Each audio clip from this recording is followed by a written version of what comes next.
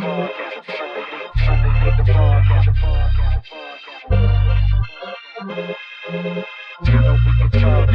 to Sunday League Podcast. You know we can talk trash. If you ain't with it, you can fall back. Welcome to Sunday League Podcast, the podcast. Welcome to Sunday League Podcast, the podcast. Welcome to Sunday League Podcast. You know we can talk trash. If you ain't with it, fall back. Welcome to Sunday League Podcast, the podcast. Welcome to Sunday League Podcast, the podcast.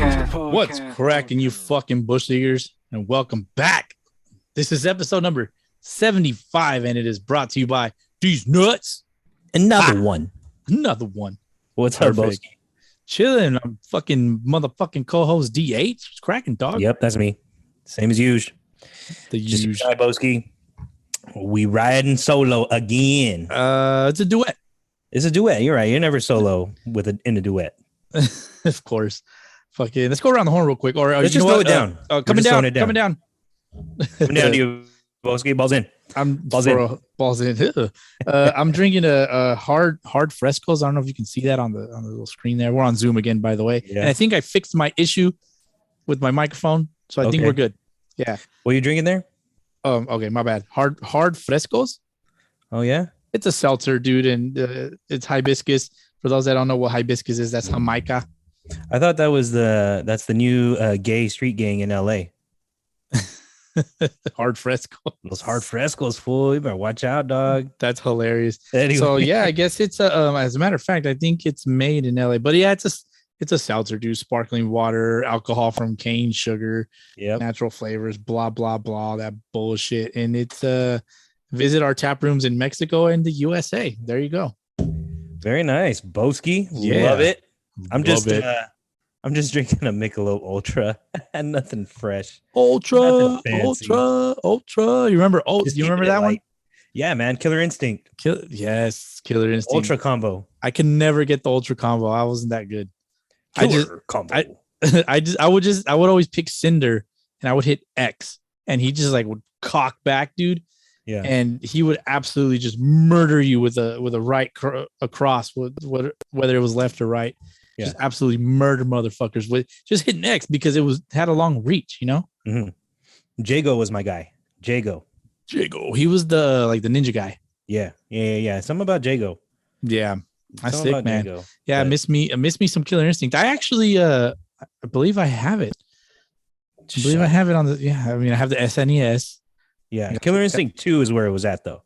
Killer Instinct 2, not the first one, but Killer Instinct 2. That was the one that went hard. I don't recall playing that one. Really? Yeah. Killer Instinct 2 for sure was the one that I was all about. Let's see. They had the Black Orchid. Remember the Black Orchid? Fulgor was my other dude. I used to love playing with Fulgor. Oh, Fulgor was tough. He was like the cyborg looking fucker, huh? Yeah. TJ Combo was another one of my favorites. He was a boxer. Yeah, he was sick. Yeah, man. Bringing it back, Bowski. Appreciate it, dude. Thanks for the nostalgia. Hey, I fucking love me some video games, man. I think I'm hoping, crossing my fingers, but once the baby's born, she should be born about 2 weeks or so, 2-3 weeks. Dang, man. We're really thinking that she's gonna be born on the same day as my oldest. Wow! Imagine that. They're gonna have her due date is 2 days apart from her actual birthday. So, dude. Yeah, that would be crazy, man. I mean, it's gonna be a crazy birthday week for you guys. Oh, definitely. That's already set, the birthday week. But they also have a little cousin. Well, she would be like the middle one, I guess. She also has the same birthday, but it's like a year or two apart. Dang. Me and my sister are 10 days apart, plus another 5 years. And my kids are about 11 days apart. So, just I guess it's just bound to happen for you, Bowski. Definitely, man. Definitely getting old. congrats to you and the wife. We're gonna keep doing these episodes until it's time for you to retreat to daddy duty full time. Yeah, cleaning duty, more like it. Daddy duty, cleaning duty. Yeah, dude, that first diaper change is so fucking disgusting, man. Like, for those that don't have kids, like, they shit this nasty black paste. It's like tar. It's tar. Yeah, it's fucking gross. But I mean, you gotta embrace it. I already know how it is and stuff, and like it's like the first two are kind of like that. That second one's not as bad, but you know. Yeah, man. And those diapers are so tiny. It's ridiculous. Diapers. It's ridiculous, man. You could wrap it. You could wrap it around a baseball. I might just do that. Just babies in their little baseball booties. So cute. For real, man. Anyway, Bowski. Well, we're here, episode 75. Really? Yeah, man. I thought we were past 75 already, but man, am I wrong? Yeah, you were very wrong when you sent me our little rundown, our little notes. I was like, no, man, we're on episode 75. But it's funny though, because episode 75, the number 75, it triggered Barry Zito for me. So we wanted to confirm it, so I looked him up on the old reference over here, the interwebs. And this dude was drafted 3 times. The first time by the Seattle Mariners in the 59th round in 96 out of high school. And I guess he's from He wised up and went to college, right? He wised up and went to college, got drafted in the 3rd round by the Rangers in 98. And he was with UC Santa Barbara. And then a year later, I guess he transferred to USC, drafted in the 1st round by the A's, 9th overall. There it is. So, yeah, Smart man. guy. Gambled on himself, bet on himself. Yeah, good for him. And his agent, Scott Boras. Way to go. That's a nice way to start out episode 75. Now he could probably play in the Sunday leagues, though. Dominate. Oh, definitely. He's one of the nastiest lefty curveballs of all time, man. He'd strike you out for $5 for sure. Yeah, $5 for sure. I don't know. I mean, if he only throws the curveball, I think I'll be all right on it. Yeah, I mean, if I'm sure that a major leaguer was gonna throw me a breaking ball, I'll just sit on the breaking ball. Just look breaking ball. To be determined. Yeah, TBD. Good stuff. Well, you know who is playing Sunday League ball right now? The Fontana Baseball League. Yes, they're in their playoffs, right? Our alma mater, sir. The Fontana Baseball League. They are in the finals. They are in the championship, the FBL championship. We got to go check out the game on Sunday, Bowski. It's on Halloween. Is it really? It's on Halloween. It's in the morning. Let's go check it out. Well, they might play a doubleheader because their championship games are up to three game series. Yeah. So best of 3. Last week was the semifinals, and you had the SoCal Royals taking out the Sun Devils, who I think also play as the Tropics. No, I think that is somebody else. Keep going, and I'll tell you who somebody they else. Are. Okay, yeah, check me on that. Yeah, I got you right here. But keep going. The Sun Devils. Oh, okay. The Sun Devils were the number 1 team in the FBL Majors division. Yes, finished 13-1, and as Cody Bellinger would famously say, they took it up the butt. Twice. Well, except just once by the Royals. SoCal Royals took them out 16-6. Damn. And then on the other side, you had the California Reds, which we're pretty familiar with that team. Bowski. Yeah. Yes. California Reds always bring it. They took out the IE Cardinals 14-8. And now you've got a championship of the SoCal Royals and the California Reds. Yep. Both of these teams we're very familiar with. We played against a lot of these dudes in the league before, and no surprise to see him playing for the championship. So congrats to both of those teams. And game 1 happened today, Sunday, the 24th, and Royals took a nail biter, 9-8. 9-8. Yeah. And it's fun. I don't know if you just said this because I'm like looking for something else, but they play each other all the time in the championship in this league. Mm-hmm. Somebody's got to, take the crown away from them, but it's going to be either one of them, and we'll see who it's going to be. But if you're down, Bowski, I'm down to catch a Sunday game Halloween morning. Yeah, man. Let me see. SoCal Tropics are also the SoCal Goats. That's what it was. Yeah, they're the Goats, but they're not on the actual on the list on the division standings. I don't know which one they would be. The Jackets, maybe they're the Jackets. Oh, yeah, I think you're right. I think they're the Jackets, and then the Master Batters. They went 0-12. It's definitely a Sunday League name. Mm-hmm. So, well, congrats to those teams, man. Brings back some memories playing ball in the Fontana Baseball League. Yeah, definitely. And, I'm gonna have to tell the wife. I'm gonna have to tell the wife, hey, I'm gonna go watch this game. Yeah, don't worry, we're not playing. Definitely not playing. Showing up late, of course. We're gonna be gonna get there an hour before game time. No, we'll roll up at first pitch, man. Yeah, man. So good stuff over there in the Fontana Baseball League. Hopefully, one of those two teams comes out on top in the immediate future. If it's going to be a doubleheader on Sunday, if the Reds win, then it's going to have to be next Sunday. So we'll find out. On to other baseball stuff we got going on. ALCS, NLCS. Yep. The league championship series they're done. Time to rip off your Band-Aid, Bowski. I'm ripping it off. I have a confession. Before you get into your confession, Bowski, we gotta make sure that we set the table. We gotta set the table. We're going ALCS first, I'm assuming, right? Yes. We're gonna talk ALCS first. And if you don't know, now you will. Mm-hmm. The Houston Astros are moving on to the 2021 World Series after beating the Red Sox 4-2. What's your confession? Well, before I get into my little confession, it was looking pretty good for the Sox. I must say, I was pretty excited, but I wasn't showing it. If you follow me on my Instagram, I would post a little emoji every time, based off the result of the game. Mm-hmm. I would like visual of how your heart was feeling that day. Yes, it was my emoji, it was my emotions, like emotions.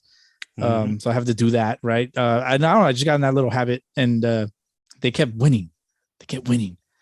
And then all of a sudden they stopped hitting the baseball, man. Like, it decided to just suck, bro. Yeah, it was looking good, right? It was looking good after the first 3 games. They're up 2-1, splitting a series in Houston, or the first 2 games in Houston. Yeah, coming to Boston, and really taking it to them in game number 3. What was the final score in game 3? Was it 9-1, something like that? 12-3. Oh yeah, that game 3 in Boston, and it was looking fucking good. It was looking absolutely great, and I was like, yeah, you know that meme. Sorry, not to cut you off, like I always do, but you know that meme where that one dude's like he's ready. He's like walking up like this. Yeah, that was me. His hands clamped. That was me. Like, and it underneath it said like about to go to the World Series. But then, well, I mean, in game 2, they got to Luis Garcia early, was having knee trouble, and then in game 3, that injury was fucking fake.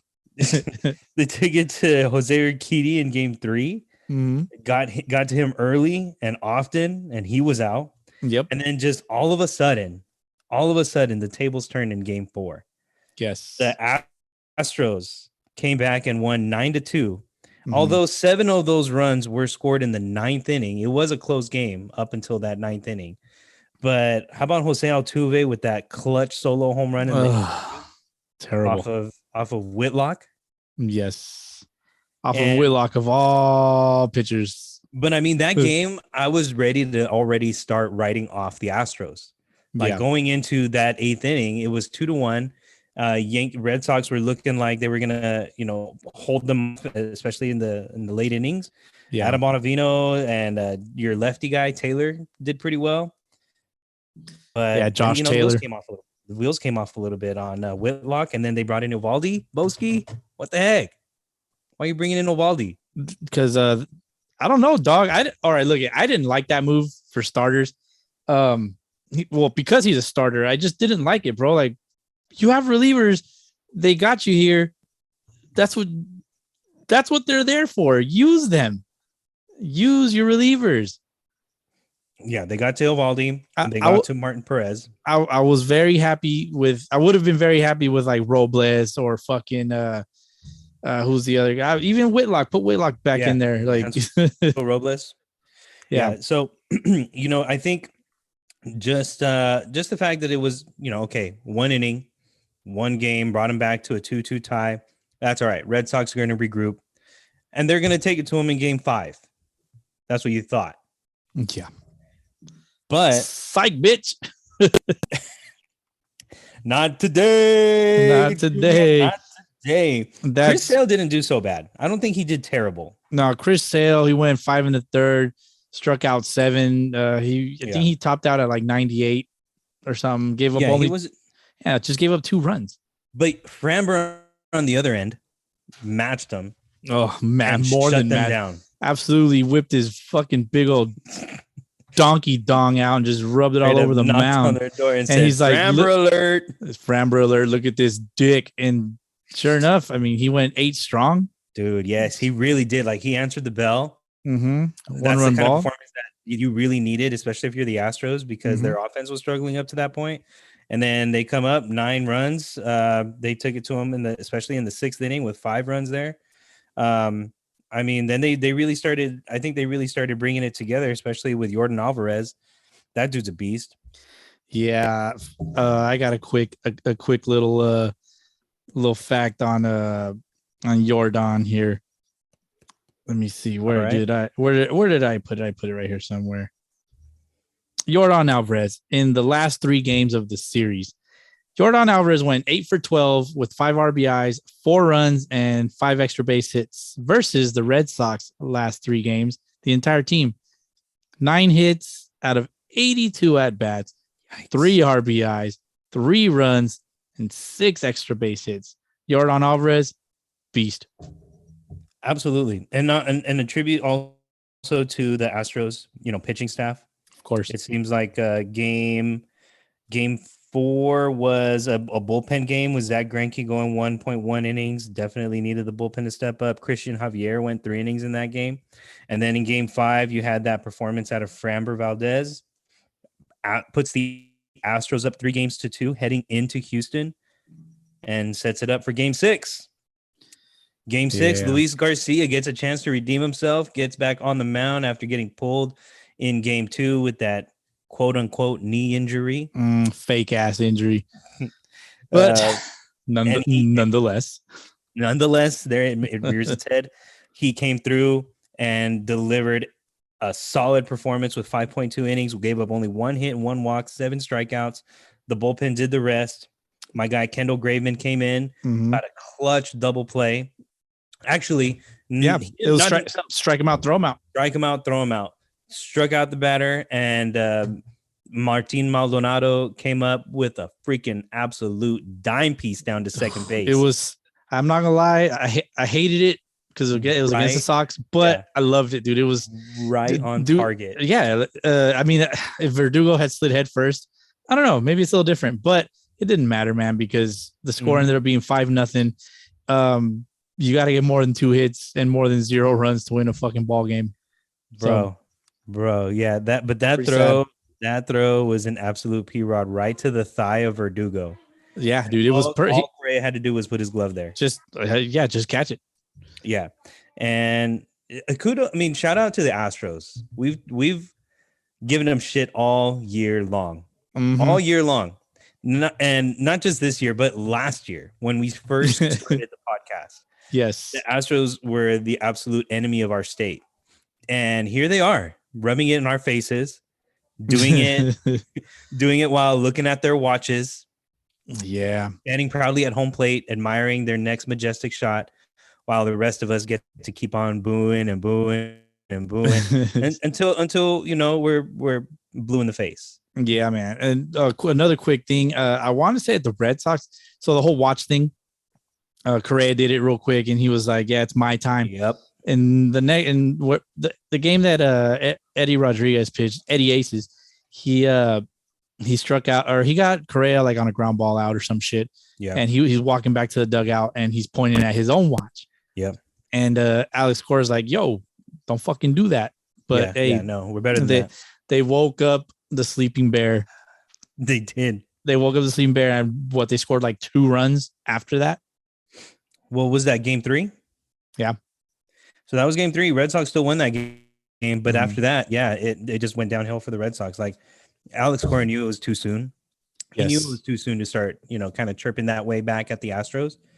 But, it happened. And that's the way baseball goes sometimes. Yeah. You got to be ready to prove it on the field, if you're gonna talk like that. And well, the Astros did it. The Astros have done it time and time again. 5 straight ALCS appearances, 3rd World Series appearance since 2017, and they're on their way.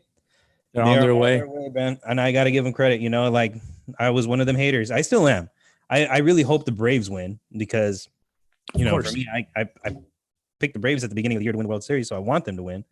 But at the same time, you got to give credit to the Astros where credit is due because, they played under the gun, not just from other teams, but from the fans. Yeah. And a lot of those key players, some of them are not with them anymore. Some of them are going to be heading out this year. And it could look like a totally different team next year. Or it could look very much the same, depending on, how it goes with the World Series. But I got to give them credit. They played under heat. They played under the fire. And they came out. They came out standing tall, ready for the next challenge. And you got to give them credit. One thing that I do want to point out, Carlos Correa taking that fastball off the inside of his elbow. I saw that. Yes. It was like a 96, 97 something mile an hour fastball from Tanner Houck with two-seam, like just that two-seam action going in. And he probably didn't even see it out of his hand. And it was too little too late. It got him right off the bone. Inside of his elbow, bro. And it was bad. I've taken one off the elbow before and I can't grip a baseball. I can't grip a bat. You can't do anything. And especially off his right elbow, that's his throwing elbow. Yeah. I'm surprised he stayed in the game. Yeah, dude, it hit him just square. It was gross. But yeah, so the Astros are standing tall, but somebody on that team that doesn't stand tall is Jose Altuve. But I would say that he's taller laying down because he is 3rd all time in postseason home runs all time. He has 21 in 71 games. And he's only behind Bernie Williams that has 22 in 121 games. And all-time leader Manny Ramirez, 29 in 111 games. And he's ahead of Derek Jeter, who has 20 in 158 games. Derek Jeter played a whole major league season in the playoffs. In the playoffs, dude. It's crazy. And he still hit 300. He still probably got 200 hits. 20 jacks. That's typical of him. Yeah. And probably still has his very typical Derek Jeter year, but in the postseason. That's crazy. But Jose Altuve, man, dude, like I said, all those guys, played in the heat all season long.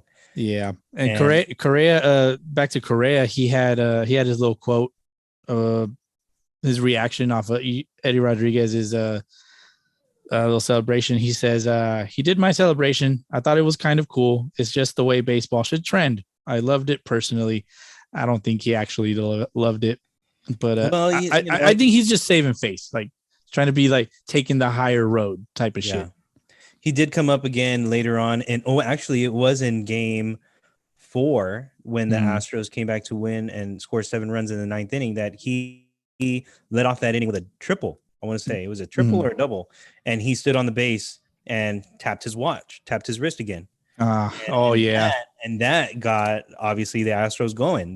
They batted around that inning and scored 7 runs. So I don't know, man. Maybe he does love it because that little bit of chip on your shoulder can bring the best out of you. Yeah, and see once the Red Sox as a team, I mean it was Rodriguez that is the only one that reacted, but they do it as a team. So once the Sox reacted, I always tell people don't react to people's bullshit because once you do, you've already lost. Yeah. What I'm saying? Like life advice. One last little thing on this series. I don't know if we're going to continue on after this, but as far as managers, Dusty Baker, probably the oldest that's never won a World Series, but also he joined an elite group in managers that have won the pennant in both leagues, the AL and NL. And he's done it with the Giants and this season with the Astros. And other managers, Joe McCarthy, Cubs, Yankees, Al Dark, Giants and A's, Yogi Berra, Yankees and Mets, Dick Williams, attaboy Richard Williams, Red Sox, A's, and Padres. Seems like he's the only manager that's done it with 3 different teams. Sparky Anderson, Reds and Tigers, Tony La Russa, A's and Cardinals, Jim Leland, Marlins and Tigers, and Joe Madden, Rays and Cubs. That's a good list. Good nice list right there. Yep. It's a good list to be a part of. Congratulations, Dusty. Congratulations, freaking Astros. I think if they win the World Series this year, I will personally promise that I will stop calling them the Trash Tros. Or the assholes. Or the assholes. I'll give them their respect. If they win the World Series. I mean, I guess they've already earned most of my respect back. But yeah, same. I mean, like I think it's a good if I don't know if I said this last time, if you can compartmentalize that it's actually in the real world, but if you pretend that you're just watching a soap opera, it's great. Yeah. It's a great story, man. It's a good story. Like the antagonist is coming out on top, or the anti-hero, depending on how you want to look at it. Right. Really. Yeah. I mean, the Astros going to consider themselves the heroes no matter what. So. Right. But in the eyes of us, they're they're the antagonists. So I had my chance to go out and boo them this year, so I got my fix. I'm ready to move on. There you go. And as we do move on, we go to the NLCS with the Atlanta Braves. Yep. Taking out the Los Angeles Dodgers. Everybody's World Series pick. Not mine. So the Dodgers, no repeat. So another year without another repeat. Yep, and it's been just to touch on that. It's been 21 years without a repeat champion, and also 22 years since the last time the Atlanta Braves were in the World Series. So congrats to them. 1999. Do you feel old yet? I do, man, and I remember that World Series. Chipper Jones, Andrew Jones. Yep. Can you say what year they did it before that? Yeah, 96. 96 against the Yankees. I could probably tell you their whole starting lineup that year too. Yeah. Oh, actually, 96 was Cleveland. My bad. The Cleveland Guardians. No, 96 was Yankees Braves. 95 was Indians Braves. Oh, okay. So they were in the World Series 3 times in the 90s. Got it. The Braves were in the National League Championship Series every single year from 1991 to 1999. Yeah, I think they won the division, 10 years in a row? 10 plus? Oh, more than that. It's more than that, right? Probably like at 13 or 14, if I'm not mistaken. We can fact check that. Yeah, we'll fact check that. The Bobby Cox years were the epitome of a dynasty, really. Yeah. To be winning the division that many years in a row, to get to the League Championship Series that many times in a row. Yeah, they only won one World Series. I think still you did your job by getting that one World Series in 1995. Yeah, I mean, like you said, they had Maddox, Glavine, Smoltz. You know who their closer was? Blow your mind when I tell you his name. I do know his name. It's slipping my mind. Mark Wohlers. Remember Wohlers? That guy was the poster boy of heat throwers back in the day. Do you remember Ryan Klesko, their first Ryan Klesko, bro? Yes. I was gonna say he was their DH, but they had no DH. Yeah. He had to play the outfield. yeah, he was like first base outfield, and I think he ended up playing with the Padres later on or something. The crime dog, Fred McGriff. Yeah, that's right. And Klesko was the right fielder. Correct. Yep. And then they had their shortstop Jeff Blauser, who was ugly, but he was good. When did Walt Weiss play with them? Oh shoot, he played with them for a little bit, huh? That's Mark. Yeah, I want to say Walt Weiss was with the Rockies around that time, I think. And so maybe it was before then. But yeah, and Chip at third, and then you had a young rookie Andrew Jones in center field. Jones, yeah. Yep. And crazy, dude, crazy. I actually, as a matter of fact, I think I have a collection, like the whole set of the Atlanta Braves baseball cards from that time. And I want to say I have an autographed Ryan Klesko. And of course, you can't forget my man behind the plate, Javi Lopez. Javi Lopez, dude, one of the best hitting catchers of all time. Yes, exactly. I mean, his peak wasn't very long, but I think he probably had one of the highest peaks. Yeah. When he was really good, he was really, really good. Yes, as an offensive catcher. Still could play some defense too, but yeah, those Braves teams back in the day were hard to beat, especially with that rotation. Now it's a little different. They don't have that same look or that same feel of a dominant rotation, but their lineup is just as scary. And they're still missing, Acuna, of course. They're going to miss him for the postseason. And they didn't have Soroka, who's almost kind of like a second coming of Greg Maddux in a way with Mike Soroka. Mike Soroka. What song is that? My Sharona, right? My Sharona. So, but they're doing it. They're doing it, man. They're in the World Series. And man. It's freaking awesome. It's freaking awesome to see it. And I hope they beat the Astros. Because it's just the way baseball should be. Yeah. Don't let the villain win. Well, who's the villain? They might though. But then again, who's the actual villain? Because the Astros have to be. They also beat the hated Dodgers. They're becoming a villain. The Braves did. Yeah. So that's what I'm saying. Like they beat the Dodgers, like the National League villain, I guess. Yeah. So I would say that makes the Braves, the hero in the sense by beating the villain. Now they beat the big boss. Now they got to beat the mega boss. The mega boss, yeah.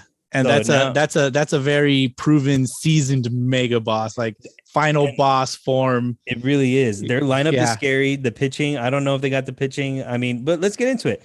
The Atlanta Braves were up ahead 2-0 after beating the Dodgers the first 2 games in Atlanta, and then they go to LA and they lose 2 out of 3 in LA, but they leave Los Angeles with a 3-2 lead.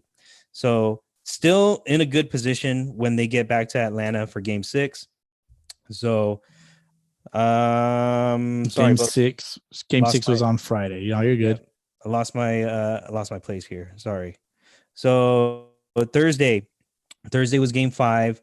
Wednesday was Game 4. Game 3 Tuesday. Dodgers won Game 3 6-5 on that Cody Bellinger 3-run. That was the tomahawk home run, right? That was. I wanted to talk about that because the broadcaster, Ron Darling, during the game was just talking about that.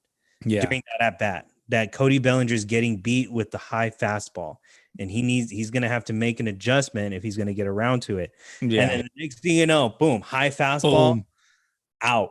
And it was just it was crazy how the ball just exploded off the bat. I was like, how? But obviously, I mean, these guys are strong. These guys are strong as shit. They have the best elite strength training trainers in the world. He got to it. And he just got on top of it, man. Like he got on top of the fucking fastball and just met it in the right spot. And it was a fucking bomb. One thing that I did want to say about that Game 3 is our guy, Jesse Chavez. Yes. And early on in the game, it looks like Charlie Morton was struggling early in that game. And in the first inning, Brian Snitker tells the dugout or the bullpen to get Jesse Chavez loose, in case they got to pull Charlie and they got to get Jesse in there for a couple innings. So he starts getting loose, starts warming up. And then Charlie Morton, I mean, I think during that inning, he had something like 4 walks in that inning or 3 walks, something like that. He was really struggling with his command, but he ended up figuring it out. Got out of that first inning, giving up only 2 runs, and gets out of it. Shuts the Dodgers down for another few more innings. In fact, he ends up throwing a total of 5 innings. But all during that time, Jesse Chavez is still kind of getting up and getting loose, staying loose. Fourth inning, he's throwing, and he's still not getting into the game. Getting loose, getting out, throwing nothing. 5th inning, Charlie Morton gets pulled. You're thinking Jesse Chavez is going to get a chance to get into this game. Nope. Brings in AJ Minter. AJ fucking Minter. Brings in AJ Minter, throws an inning, strikes out 2. Then he brings in Tyler Matzik, another lefty, throws an inning, strikes out 2. Then you bring in Luke Jackson. Lucas Jackson is the guy who gives up the game. 0.1 innings, 4 hits, a homer, 4 earned runs. And then finally they decide to bring in Jesse Chavez. And Jesse Chavez comes in, throws 0.2 innings. After he warms up for fucking after he had already warmed up for the whole damn game, comes in 3+, comes in the 8th inning, and the Braves end up losing that game 6-5. Guess who starts Game 4? Jesse Chavez. Jesse Chavez comes in and starts Game 4. Like, what the? You just tortured this kid's head for the whole 9 innings of last night's game, and yet here you go, throw him in for the first inning. Like, that's crazy. Yep. But that's what the Braves do. That's what they do, and it paid off. They won the game 9-2. Yep. And he threw that. Yeah, he threw that 1 inning, no hits, no walks. no runs, fucking Yep. perfect. And enter Drew Smiley, gets the dub, 3.1 innings. Drew Smiley, by the way, comes Yeah. out of nowhere. Like this guy gets banished out of the rotation and comes up big in the biggest moment for the Braves. Gives them a solid, pitching performance for them. And also AJ Minter threw 2 innings. Damn. In this game for his second hold of the postseason, I guess. Matic followed up by Matic again, second hold. So like these two guys, Minter and Matic, putting in work. Total team effort in game 4. Braves win 9-2, take a 3-1 series lead. Eddie Rosario goes 4 for 5 in that game with 2 home runs. Almost goes for the cycle, but decided to hit a second bomb. Yeah, it's all good. What an idiot! What an idiot! So stupid. Anyway, so they take that. They take a 3-1 series lead into Thursday, where the Dodgers all of a sudden figure it out, and they won 11-2. They turned up the intensity on offense. And they got 17 hits. Max Fried got the loss, unfortunately. Yeah, had a tough one. Gave up 5 runs in 4 2/3 innings, and 2 bombs, 3 strikeouts. Like, not good, man. This is their first game without Justin Turner, who pulled his hamstring trying to leg out an infield hit the last game. And, everybody remembers the images of him getting walked down the tunnel with Albert Pujols. And, just, I don't know, man. It was tough. I'm sure it was very, very tough for Dodger fans to see that. Justin Turner, this was also the game at Chris Taylor hit 3 jacks. Chris Taylor also he goes 4 for 5 with 6 RBIs. AJ Pollock, 2 jacks, 3 for 5, 4 ribbies. AJ Pollock as well. And I mean, a bittersweet win, I guess, for the Dodgers. But yeah, you're down a man. And not only that, you're also down Joe Kelly, who first inning of this game gets pulled after getting 2 outs with a strained bicep muscle. Come on, Joe Kelly. So Joe Kelly Fight Club, man. Yeah, man. He was. And quick little thing on Chris Taylor. 3 home runs in league championship games. Bob Robertson, Pittsburgh, 1971. George Brett, Kansas City, 1978. Adam Kennedy, Anaheim, 2002. Yeah. And Kike Hernandez, Dodgers, 2017. Chris Taylor, 2021, Dodgers. So back to back guys to the list. Add his name to the list. That is 6 players in history with at least 3 in an LCS game. So you're thinking with this win, the Dodgers, 11-2, looking pretty good. Last home game of the championship series for LA. You and I, Bowski, were looking at tickets. Daniel from All Angels podcast was looking at tickets also. We were appalled to see how low ticket prices were. Yeah. Before game time. Like ticket prices right before game time hit as low as $45 for the National League Championship Series. And I'm like, really? Like, where are all these Dodger fans? Like, for real? Why are they not showing up? All I heard in my head was Ludacris singing, "How low can you go?" But you know who did show up for the Dodgers last League Championship Series game? Who's that? Our guy Razor. Razor. That's Razor. Right. The ultimate Dodgers fan. I mean, this dude, savage went by himself. He gave 0 fucks that day. He was like, I am going. Who's with me? And apparently nobody was. Nobody was. Still went. I would have gone. If that was my team, you better believe I went to the last game of the season for the Mariners. Yeah, true. If it was my team, I would have been there. A true fan would have been there to cheer on his team. So shout out to Razor, man. Especially at that price. Jesus. Yeah, well, I don't know if he got him for that price. I'm sure he was. I don't know. I'm sure he got some better seats, but regardless, like he was there. He was there, and he was there to see those 3 homers off of CT3. Yeah, and just to be able to enjoy it and live another day, basically live another day where the Dodgers are traveling. They go to Atlanta, so they got to live another day. But Game 6 came and went on Saturday, just yesterday, Bowski. Yeah, man. Braves win. Braves win. 4-2. Solid pitching from the bullpen for the Braves. Walker Buehler had to start a little bit on short notice, I guess, or at least on short rest. Scherzer wasn't ready to go. He has that dead arm. I think he was like, man, fuck this team. Fuck the Dodgers. I think that's what really happened. Man, I don't know, but hey, it's a tough one to swallow. I'm sure he would have been out there if he could. I mean, Scherzer, he's a dog. Scherzer's a dog. Like, you just say go and he's out there. Yeah, so, but shout out to Dodgers bullpen. So Buehler gave up the 4 runs, but Gratterall comes in with 1.2 innings. Vesia, what's his fucking first name? Some rando. He's a random guy to me. He gave up 3 walks in a row. Alex Vesia gave up 3 walks, and the Dodgers got out of it. Gave up no runs. They followed up by Trinan, Knable, and Jansen. They should have. I don't know, dude. I don't know. I probably would have. I don't know. I don't know how I would have managed that shit, but get Vesia. You can pretty much like when you got guys like Kelly, Gratterall, Trinan, Knable, Jansen. Like after the 4th inning, you do whatever the fuck you want. Pretty much, so man. You give one guy an inning, and you just close your eyes, you draw a name out of a hat, and you just go from there. They're that good. Yeah. Gratterall, he's the one that was supposed to go to Boston and then didn't for whatever reason. No. They're that good, and I feel like the Dodgers bullpen or the Dodgers pitching staff may have had a better chance of holding down the Astros lineup in the World Series, but Braves are going, and you know what, man? Like it could very well still happen where the Braves shut down the Astros. Like on paper, they may not match up, as formidable foes per se, but it could very well be a very, very close series, go 7 games and go the Braves way. I don't see why it can't happen. I don't see why somebody in the Braves bullpen can't step up and, be that, what's his name? Blake Trinan, Corey Knable, Brusdar Gratterall type of guy for the Braves.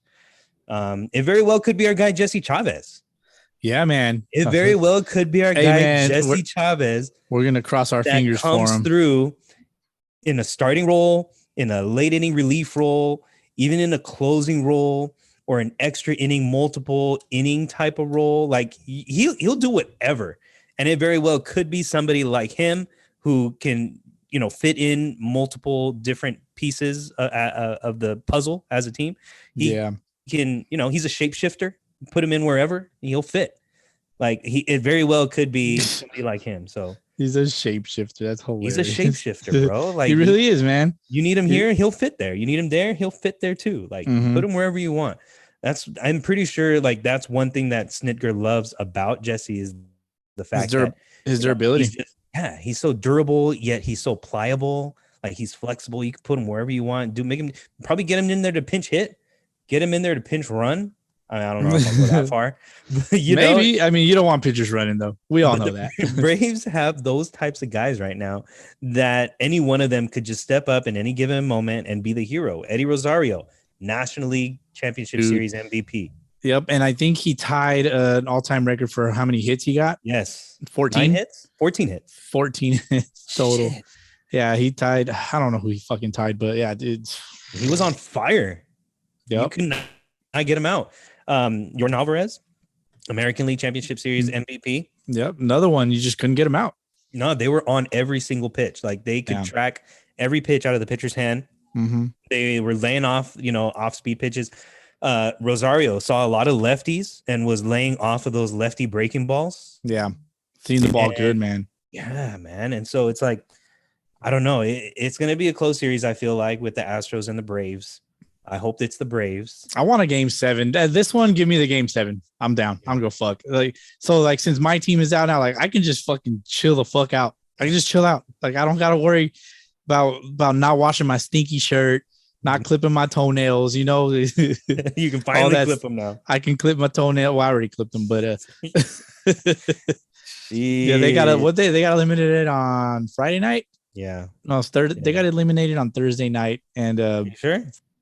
Yeah, man. Game 6. No, Friday night. Friday the It's Friday 22nd. night? Astros 5-0. Yep. Oh, okay. I'm tripping, And then man. the day after Saturday was the Braves' turn to take out the Dodgers. Well, I Sunday, have since clipped my toenails. So. Very nice, Bowski. You are now Hell presenting yourself as a reasonable member of society, and so good stuff, man. Thanks to the Braves or the Red Sox. Sorry. Yeah, for real. Quick thing on Alvarez. He in the game that he faced Chris Sale. He got 3 hits off of Chris Sale, and that was the first time since like 2015 or something that a lefty has gotten 3 hits off of Chris Sale. Damn. Yeah. It's mind-boggling. It's mind-boggling, like just how many years have passed since that has happened. Damn, dude. Chris Sale's a freaking machine. He's an animal. Yeah, he's coming out of it though. He's Tommy John and all that. Well, who knows? New elbow, new lease on life. We'll see. Yeah. Yep. All right, man. Well, it's been fun watching those games, and now we move on to the World Series. Unfortunately, that means that the season is going to come to an end pretty soon. Not looking forward to it, but it is something that must happen for sure. Game 1 comes down on Tuesday. Game 1 is going to be in Houston. Braves, I'm sorry, the Astros get home field advantage. By virtue of their regular season record. Yeah. And they will start off with Framber Valdez on the mound against Charlie Morton. It's going to be the pitching. It's a pitcher's duel. But with Charlie Morton, he used to play with Houston, so he already knows how they operate. Yeah. He has a good idea of how they operate, at least. I'm sure he's seen them on TV. Yeah. He hasn't played with them personally. Did you see the games 3, 4, and 5 are going to be in Atlanta? And, we're just confirming. And I only bring that up because the Braves had a press release. Okay. That it looks like they issued it today, about 9 hours ago, according to Instagram. Shout out Instagram. They have all the real news from Atlanta, Georgia. Braves press release for immediate release says, due to some confusion regarding Atlanta Braves playoff home games, the Atlanta Braves organization would like to confirm all World Series games scheduled as Atlanta Braves home games will indeed be played in Atlanta, Georgia at Truist Park. We apologize to all the fans in Colorado for this confusion. We understand it's difficult to understand since they moved the All-Star game to Colorado, but rest assured, these Atlanta Braves have played with heart, determination, guts, and how do you like me now attitude. This team owes it to our fans, our local businesses, and yes, even our players to put on the best show we can this postseason and bring the World Series trophy back to Atlanta, to the decision makers at MLB headquarters. Chop this. How about them apples? I don't know. I don't really know how real this actually is, but I seen it on an Instagram account called Ambush Hitting. That's great, man. That's great.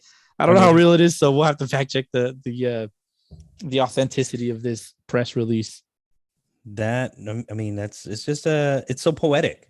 That's so poetic. Yeah, man. You could write a movie about that. Yeah, seriously. And, shout out to Atlanta Braves. I mean, they made some trade moves that, put them in this position.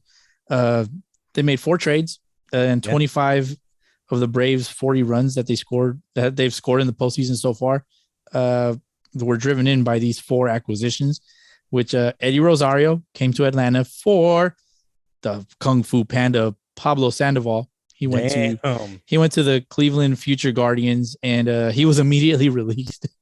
Dude, got him for nothing. Nothing. Yep. Really? Atlanta traded for Adam Duvall from the Marlins. From the Marlins for Alex Jackson.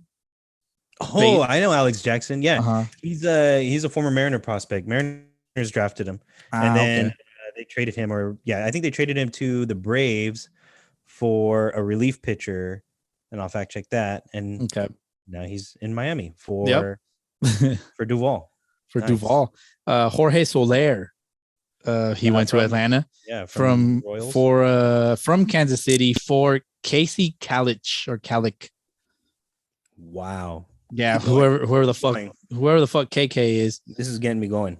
Yep. And then so all three of those guys were acquired on July 30th, and 2 weeks prior to that, on July 15th, the Atlanta Braves received a Jock Peterson for Bryce Ball from to the Cubs.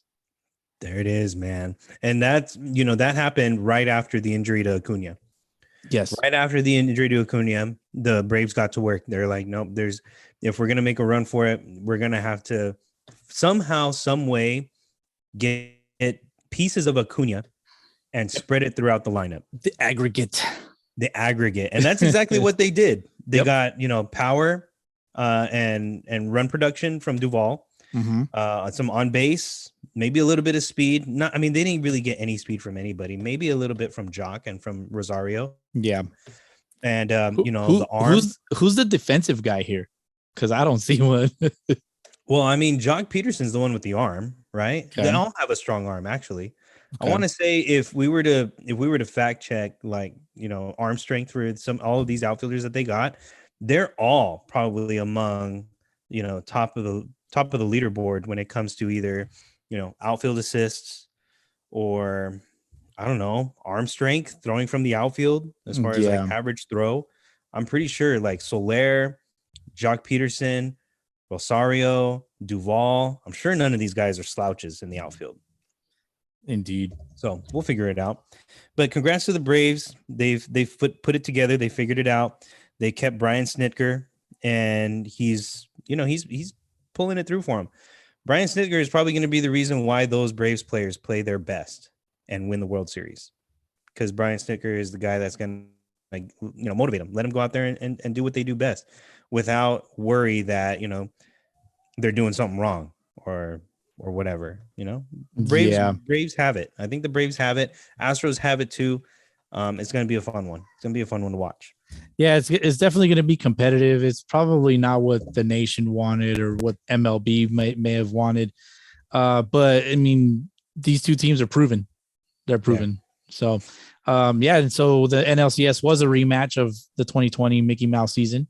Yes, I said it. No, but I'm just kidding. I'm just saying that just to trigger some people. But so it was a matchup of that, and then again, like you mentioned earlier, Houston 5th year in a row. 5th year in a row for them. Congrats. They're a legit team. They did it this year without cheating, with everybody at their necks, and they still did it. They persevered. They persevered. They really did, man. And it's the epitome of really just not throwing in the towel. And, you got something to prove, calling us cheaters, that we did it illegitimately. And here we are again. They got the talent to do it. So it's going to be a fun series to watch, man. Same for the Braves. They fucking climbed out of the fucking gutter. And they did. Out of the basement. And they did what they had to do, man. They did just enough to get there. And, hey, sometimes you just got to get your foot in the door. Yeah, it's really about who's playing the hottest at the end of the season, and they really were playing their best baseball at the end of the season. So they are where they are because of the talent they have, and they stuck with it. So yeah, man, let's get to it.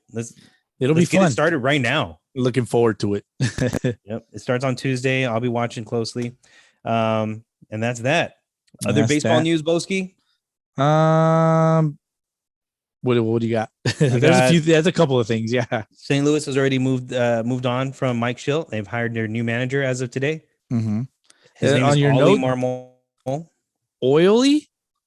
Oliver. Ollie. Oh, they said oily. I'm looking at the notes here. I thought it said oil, but I'm being dyslexic and it says Ollie.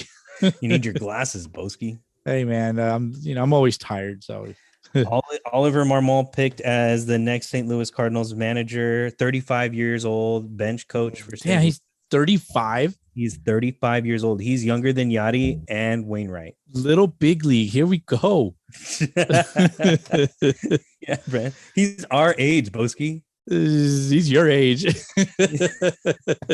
He's my age. He's your age, man. That's crazy. Yeah. Get this, bro, too. He was also picked 2 players ahead of Anthony Rizzo in the 2007 draft. Are you fucking serious? And That's he's crazy. the next manager of the St. Louis Cardinals. So congrats to Ollie Marmol, dude. Yeah, congrats. That's my kind of guy. That's my kind of guy right there. It'll be interesting to see what he does. I mean, but if he's already a bench coach, like his foot's already in the damn door. He already knows what's up. Yeah. I mean, everybody out there is probably like, I mean, I was just like everybody else. Like, who the hell is Ollie Marmol? Like, who's this guy? Is he from like Cuba or something? No, he's just a 35-year-old dude, bench coach for the Cardinals, who's obviously made his way up, paid his dues, came up through the trenches, and here he is. He is. Never played Major League Baseball, looks like. No, but he's obviously he's either got the smarts for it, he's got the research down, the analytics, the player development, the connection with the players. It's going to be an interesting dynamic too with the veterans to see, how they respond. But at the same time, I'm sure that, they're behind this pick just as much as everybody else is. I think their input counts just as much, and ownership probably is going to take that into consideration, whether these guys can respond to a young manager like Marmol, and we'll find out. But I'm rooting for him. I hope he does well. Yeah, it looks like he got his high in the minors in the Florida State League in Advanced A, and he got as high as Advanced A ball, so high A, with the St. Louis Cardinals. So yeah, he played with them for a while, and last time he played with CJ Beatty. Dang, I wonder if he's been featured on any of his tracks. Maybe. He also played with Jermaine Curtis. Okay. Yeah. So, Jermaine Curtis, a local boy. He also played with I think he played with Jesse Chavez. I think. Really? Okay. Yeah. Tommy Pham, Xavier Scruggs. I'm just looking down this list here. Well, yeah, I mean, he played minor league ball. So all right. So at least he knows the game. He knows the game. He's not just a nerd. He probably became a nerd. Oh yeah. I'm sure there's a crossroads, for a player in the professional level. If you're in the minors, and it's probably pretty clear that maybe there's not a path for you to the majors. Yeah, not when you're hitting 203 with a 301 on base percentage and 5 home runs in 3 years. But hey, like he's probably like waiting down the line, of all those, players that are on the fence of making the team or not, or getting cut. The club manager goes up to the first person in line and says, "You're cut. Have a nice day." Goes to the next. He got cut. Have a nice day. And then goes to him, cut. And he's like, "How'd you like to be a manager?" We kind of like you. We kind of like it. All these other guys are fuck offs. We kind of like you though. So based off his OPS, he got cut in his best season, which was in 2010 with the Palm Beach Cardinals. There you go, man. But he's got the dream job, is managing a major league club, big market major league club. I would even argue St. Louis ain't. Oh yeah, definitely. They're not some small fish in the sea. So yeah, and they've been around a long time. And that's a winning team too. They got Nolan Arenado. They just came off of a hot finish to this season, made the postseason. They got some expectations. And I think they might be in the Trevor Story market. Ooh. Yeah, seems like they're dipping their toes in that. But also somebody that won't be dipping their toes in any other market is the Yankees in the managerial market. No. They're stuck with their Aaron fucking Boone. They're stuck with their man. 3 years, right? 3 years. Signed him for 3 years. I don't know, man. How do you feel about it? I could really care less. They're the Yankees. It's good for the Red Sox. Yeah, I hope it doesn't work out for you, Yankee fans. Yeah, for them Yankee fans. Yeah. I mean, I don't know, man. Like, I don't know. It's boring. Get a new manager. Yeah, switch it out. Yeah, make some time. Yeah, let's keep it fresh. But at the same time, too, give the man a break. He didn't exactly have the best, even though they were a really, really good team this year. I don't know. I just didn't think that they were going to get very far in the playoffs, and especially at the trading deadline when they made a bunch of moves for, strikeout heavy homer happy type of guys. Like, Yeah, you can't have a lineup full of players like that and expect to go very far. yep. So I think just cut them all of them. obviously, Brian Cashman has some experience building a championship team, so they're keeping him and keep Aaron Boone for 3 years. I mean, it's not to say they won't fire him. Maybe they'll fire him next year if they're not doing well, but he'll at least get to keep his money. Yeah, true. Unless there's some kind of like incentives or something, or like the opposite of incentives. Like if you don't meet these requirements, you're out of here. Or I don't know. Can teams write that into a contract? Like you got to meet a certain amount of whatever the fuck. Like, got to meet all these stipulations, and we won't fire you. I'm pretty sure there's stuff like that in the contracts. Yeah, you could probably put anything in those contracts. Yeah, and it's up to everybody to agree. So yeah, I guess you could put anything into any contract. As long as you agree to it on your own accord. Boone coming back to the Yanks. Mike Schilt interviews with the San Diego Padres. Do they need an old school guy? I think so. Yeah, I mean, he could be the guy to do it. You don't take no shit from nobody. And I think he knows to not throw his players under the bus. Yeah, things like that. With that's what Tingler. That's such a funny last name. Tinglerberry. Sounds like something you'd buy at Lotions and Lace. Yeah. I don't know if I want the Tingler or if I want that one. Or that one. Tingler. The Tingler or the one. The one. I don't know if I want to go with the Tingler or the Schilt. I'm going to go with the Schilt. Oh my God. Anyway, so yeah, Mike Schilt potentially could be the Tingler's replacement. That's hilarious. The Tingler could be like a scary movie too for Halloween. The Tingler, wow. I think that would be like the parody of a scary movie. Yeah. Or maybe like a new monster truck in Monster Jam. Stupid. I don't know. The Tingler with a stoppie. What the hell is a stoppie? A stoppie? Yeah. What the fuck is that? I think a stoppie is where like, you're kind of, driving along and then you just like stop, and then the back of your car, like, just kind of comes up, and then you stop like that midair. It's like a stoppie. I don't know. Monster truck. Monster truck. What is a stoppie? Google that one. Let's see. Oh, okay. So it looks like they break and like the monster truck like leans forward. Yeah. So the back like fishtails up or whatever, like it scorpions up, and then they come back down. There you go. The Tingler with a stoppie. The last bit of news that I've got. Oh man. MLBPA, the Players Association, the Players Choice Award nominees have been announced. Ooh. Not necessarily like MVP or Cy Young or anything, but MLBPA Players Choice Awards for 2021. Presented by MLB The Show. You want to hear who they are? Yeah, let's hear it. All right. So the nominees for Player of the Year is the equivalent of like, the Grammys, Album of the Year, or Record of the Year. Biggest award would go to either Vladimir Guerrero Jr., Bryce Harper, or Shohei Ohtani. Okay. Who would you pick for Player of the Year? Bryce, Vladdy, or Shohei? Shohei. Easy. All right. Outstanding Player Award. American League, Vladdy, Shohei, or Salvador Perez. And then National League, Bryce Harper, Austin Riley, Juan Soto, and Fernando Tatis Jr. There's 4. What? Oh, hold on. So Player of the Year and Outstanding Player. Shouldn't that be the same thing? It's like having Record of the Year and Song of the Year. Okay, Bowski? No, that would be like Player of the Year and Team of the Year. I guess so. Yeah. But they have a Player of the Year, which is whoever. That's like the best player, no matter what. And then outstanding.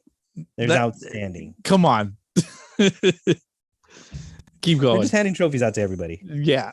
No, I'm just kidding. They're not. They're really hard to get these awards, I'm sure. Much respect to these ball players. Player of the Year, Outstanding Player Award. It does sound the same. You're right. But hey, if you can't get one, at least there's, So American League, Vladdy, Shohei, Salvador. Give it to Salvador. Yeah. Yeah. Fuck yeah. And then catcher. Harper, Riley, Soto, Tatis Jr. Soto. All right. Easy. Yep. Outstanding pitcher, American League, Garrett Cole, Lance Lynn, Robbie Ray. Robbie Ray. National League, Corbin Burns, Max Scherzer, Zach Wheeler. Wheeler. Outstanding rookie, American League, Randy Arozarena, Adolis Garcia, Ryan Mountcastle. Mountcastle. National League, Dylan Carlson, Jonathan India, Patrick Wisdom. Jonathan Guard India. Guardia. Jonathan Guardia. My bad. Comeback Player Award, American League, Mitch Haniger, Trey Mancini, or Cedric Mullins. I think we know the answer there. It's going to be Trey Mancini. I would probably give it to Haniger or Mullins. Just that's a really tough one to pick. One winner. We'll keep track of that. We'll keep our eye on that one because that's an interesting list. There may or may not be an upset in that award category. Mm-hmm. National League, Brandon Crawford, Buster Posey, Joey Votto. Okay. Marvin Miller, Man of the Year. We'll go to either Andrew Miller, Max Scherzer, or Marcus Semien. Man of the Year. So what is this award exactly? Marvin Miller Man of the Year award. Good question, Bowski. It is one that I am not prepared to answer at this moment. All right. Which goes to the player whose leadership most inspires others to higher levels of achievement. Player choice. Okay. Semien, man. Yeah. Give it to Semien for sure. All right. Since 92, the Players' Choice Awards have recognized the outstanding on and off-field performances of players. Voting among all players was conducted in mid-September. Each winner will receive a Players' Choice courtesy of Candy Digital. For more information, yada. And then there's that stuff. Okay, cool. And all the other bullshit. Yeah, so they will announce these awards. I don't know exactly when, but sometime in the immediate future, probably after the World Series. There's also the 2021 Kurt Flood Award recipient will also be announced. The award is given annually to a former player, living or deceased, who in the image of Flood demonstrated a selfless, longtime devotion to the Players Association and advancement of players' rights. Right on. Yeah, he was the one. Kurt Flood was the guy that he asked for a trade and they wouldn't trade him, so he wasn't going to play because he didn't want to be stuck, I believe, to the Cardinals forever. And that's I think that's when, like, because of him is how free agency was born. Wow, Bowski, excellent. Yeah, man, look that shit up. Curtis Flood, just the way it sounds. Kurt Flood. That is fantastic, man. Well, that's all I got. I got a couple things. Okay. I mean, nothing of like too interesting. But have you seen Trevor Bauer's back on YouTube? Oh yeah, I did see that. He's been back on YouTube, and I saw he posted a video about what he's been up to, and it's really just a video of him complaining about a bunch of stuff. The dude is vlogging, but he was also doing like watch parties and shit. So like watch alongs, not watch party. He was doing watch alongs. Oh, so I mean that was kind of cool. Like get a little insight from a major leaguer as to what they see when they're watching the game. Yeah, on yeah, TV. man. He'll eventually get back into it. I think a lot of these charges that are being pressed will eventually drop off. He seems to have a pretty clear path, I think, in my opinion, to being exonerated. Yeah, but he's still kind of an outcast right now. Yeah, everybody it's kind of like he's kind of the new Astros. Yeah. Just as the Astros villainry, is that the word? Mm-hmm. This Astros villainy is fading out. The villainy of Trevor Bauer's fading in. Yeah. Is he desperate for attention? I don't think so, but I know that he probably has it in the back of his mind that his business is suffering, essentially. Right. His online presence, because he hasn't been out there putting stuff out as much as he used to. His image has taken a big hit. And his image is a big reason why he's been so successful with his personal branding, his vlogs, and everything that he does on the side. Yeah. And so I think him coming back out and putting these videos out is an attempt to kind of slowly but surely start getting back into the public eye. Yes. And repairing that image. The dude is a smart man, dude. He knows exactly what he's doing. And like, I guess in his case, like you either die the hero or you live long enough to see yourself become the villain. Batman, the Dark Knight. Bowski.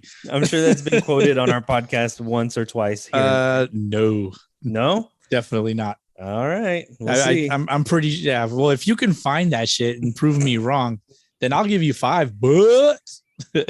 I'll do it for more than $5. So maybe I won't. Before we go, DH, can you name all the World Series champions since 2001?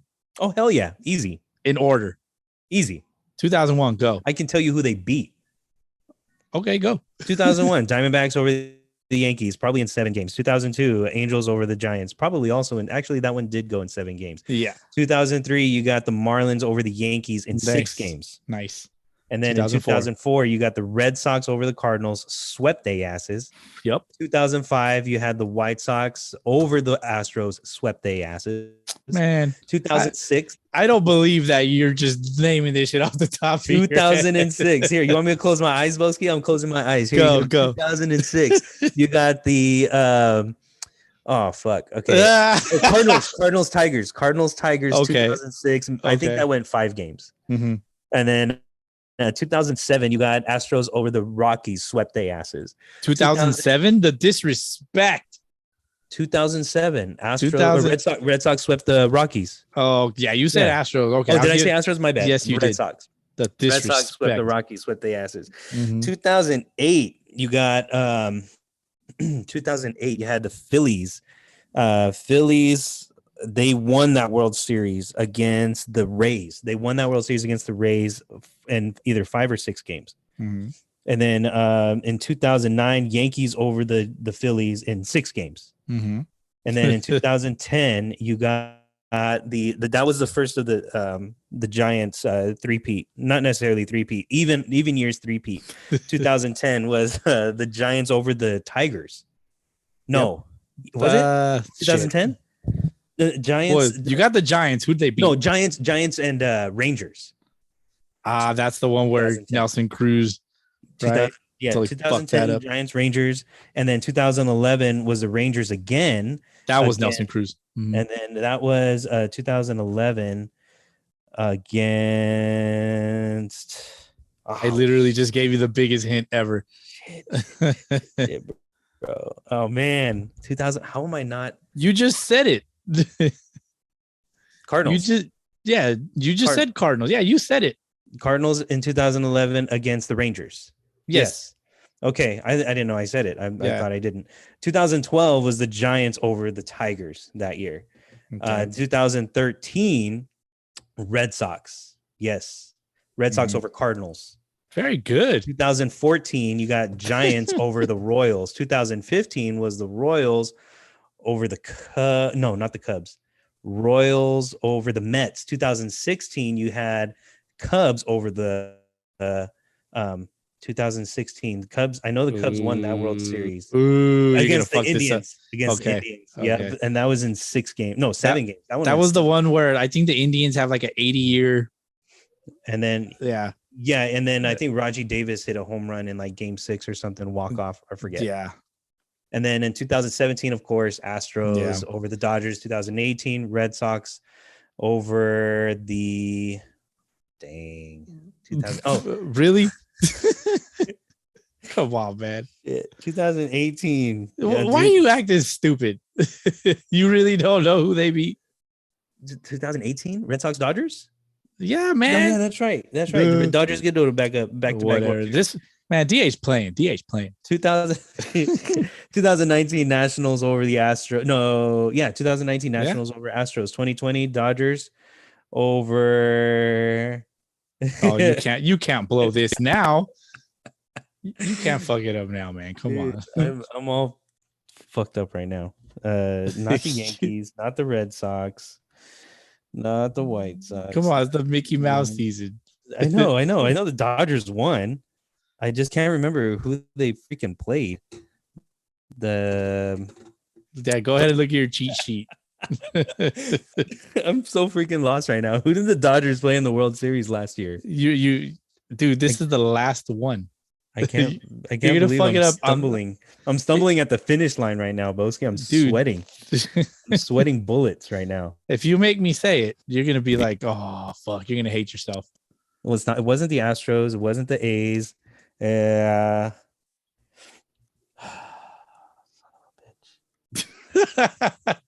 You really are stumped. I'm stumped, dude. Like, why am I stumped right now? You went this whole way. You just gave us 20 years worth, 2 decades worth. I did. I can even go behind to like previous to 2001. Which you did. Like you talked about the Braves in 99, you know. It wasn't the Orioles, wasn't the Blue Jays, wasn't the Red Sox, wasn't the Yankees. It wasn't the who else is in the AL East? Why am I drawing a blank right now? I don't know, dog. Don't make me say it, man. I can't. I know. I can't give up this easily. I'm gonna let you look at your phone. I'm not gonna do it. I'm not gonna do it, Bowski. Well, then I'm not gonna tell you because you got 46 listeners screaming at their fucking headphones right now. You come on, Bowski. dude. I'm pulling it up. I can't believe you're gonna kick yourself in the face. I am. Oh fuck! The Rays. That's the one team I'm losing. The freaking Rays. Dude. You went down the AL East. You said it wasn't the Orioles. It wasn't the Blue Jays. It wasn't the Yankees. It wasn't the Red Sox. I'm sorry, man. You put me on the spot, and I just totally unprepared. Totally unprepared. I stumbled at the end. You know, I made a phone call in the walkway. Going to my airplane, flying to LA, and I didn't like what I heard, so I turned around and I went back. If you know what I'm talking about, you know what I'm referencing. Fuck. I have no idea what you're talking about. You don't know because you haven't watched it yet, Bowski. I know you haven't watched it. It's a movie or a TV show. Will be yes. I turned back. I shouldn't have made that phone call, but I did. Interesting. I'm gonna have to look that up. All right, Bowski. Anyway, so you challenged me and you won this time. I'm still undefeated, man. Still are undefeated. You know what? I did get defeated almost. I almost got defeated last night. We went to In-N-Out, waited about 45 minutes. The In-N-Out burger, you know. Yeah, typical. That's about a standard wait time. Yeah, so on a Saturday night, mind you, and so we're in line and shit, and like I typically get like a 3x3 there, and but it's never like it's always good, it's delicious and shit, but it's never enough. So I ordered a second 3x3. Damn. And then my wife, she's like, fuck it, I'm pregnant, I'm eating for 2. She got herself a 3x3. Oh boy. But our kid, she likes just plain cheeseburgers, like nothing on them. So we ordered her plain cheeseburger, just bun, patty, cheese, and so we ordered our shit right, and it took forever. And we got our food. Mind you, they were going through like a shift change, like a station change or something. So like whoever charged us took their headset off and gave it to somebody else. And so there was some kind of confusion because they handed us our burgers, and there was 4 burgers in there. And like I just kind of like took a quick glance, and we got our fries and our shakes and shit. We took off. We get home. And my daughter's like, I want my fucking burger. Well, she didn't say I want my fucking burger, but she's like, I want my burger. So, we usually we set it up for her. We like cut it in 4s. Yes, she eats her fucking burger with a fork. She's a little princess, man. I'm telling you, she's a diva.